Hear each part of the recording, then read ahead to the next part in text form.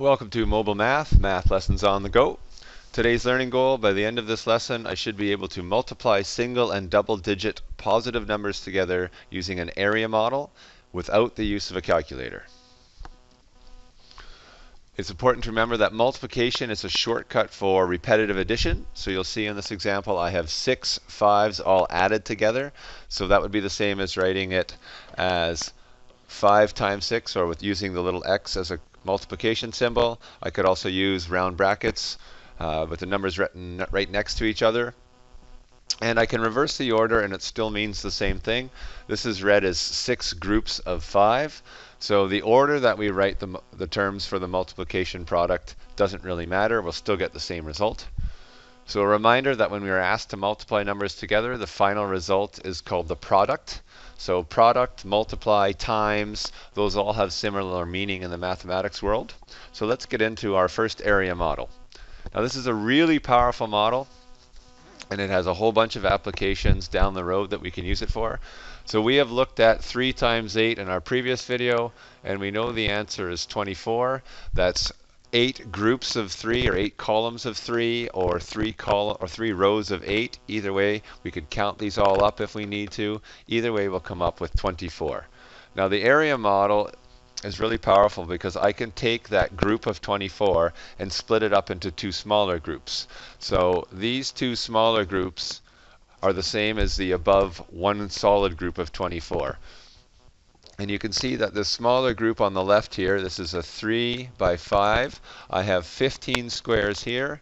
The second group on the right is a 3 by 3, or 9. And if I add those two together, I still get the 24 we started with in the original area model. Now what's nice about this is that it lets me break up or use more friendly numbers to solve this problem. So when you look over here on the number model, I've broken the 8 down into a 5 plus 3, and then you can see there's the 3 times 5, which gives me the 15. Here's the 3 times 3, which is the 9, and by the time we add all that together, as we've already seen, we come up with 24. So the important part here is that we can calculate smaller areas, then add them up to determine the final product. And that's going to allow us, as the person who has to solve the problem, to work with friendlier numbers and things that suit our strengths much better. So let's try this one. We'll look at the product of 4 times 13. So what's nice about the area model is I get to choose how I set it up. So I have 2 different models here. I've broken one up into a 5 plus a 5 plus a 3. That sum along the top is still 13.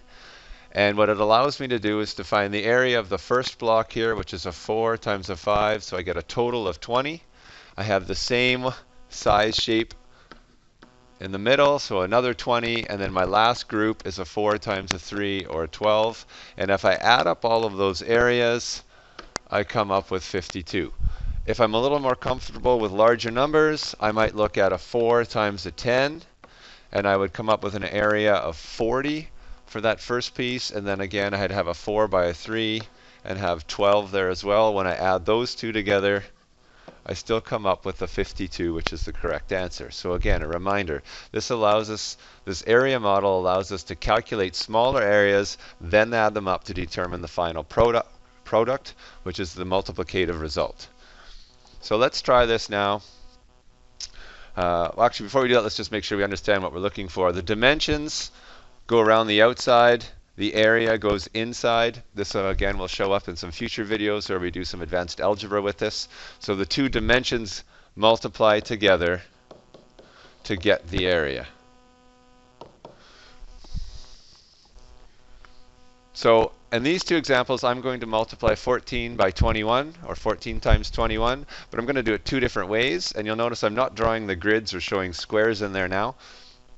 I've broken the first one down into some friendly numbers of 10 plus 10 plus 1, so that's how I get my 21 on the top. And I've broken the 14 down into a 10 plus 4. So this first square right here, I'm going to fill in with 10 times 10, or in this case, 100.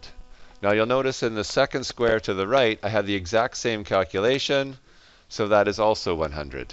The final column in that row will be a 10 times a 1, or just a 10. And then I go to the second row. I have 4 times 10 for 40.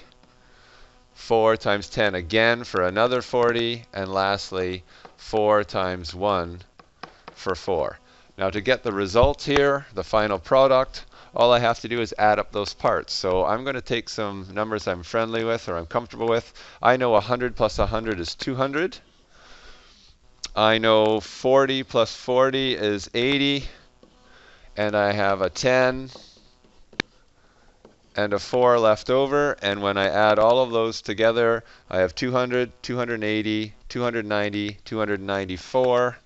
And there's my final result. If I come over to the second model here, I've used some larger numbers. So again, if you're comfortable with using larger numbers, by all means try them. So my first group is going to be a 10 times a 20. So I have 200 in the first little box here. The second one is 10 times a 1 for 10. And then the second row, 4 times 20 is an 80. And lastly, 4 times 1 is another 4. And when I add those all up again, I have 200, 280, 290, 294, and I have my answer. So that's the area model. It's very user-friendly.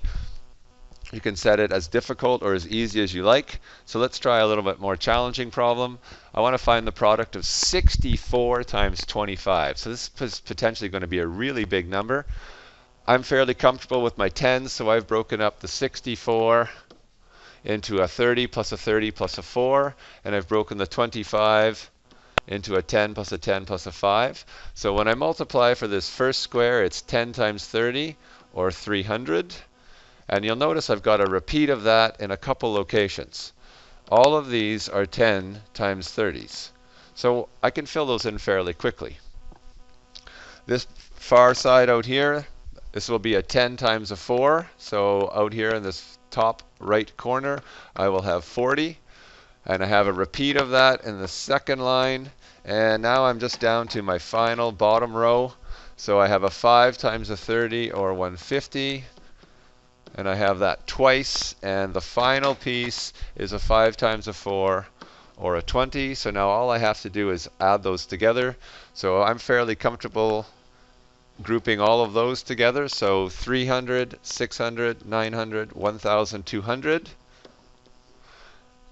I'm fairly comfortable with these two together making 300, so I have to add that to the group. And then these three together here make a nice 100 as well. And if I use some of my additive strategies we've already covered, I can see that I have a final value of 1,600.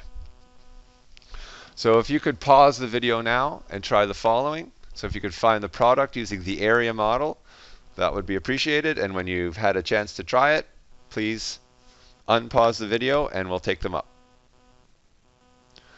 Okay, welcome back. So I'm going to do these relatively quickly. So I have 17 times 14. So I'm going to break up the 17 into a 10 plus 7 and the 14 into a 10 plus 4. I'm going to work through the various corners of this. So 10 times 10 is 100. 10 times 7, 70, 4 times 10, 40, 4 times 7, 28. And you can see I'm fairly comfortable, so I could do this relatively quickly. I have 100 plus 110 plus 28.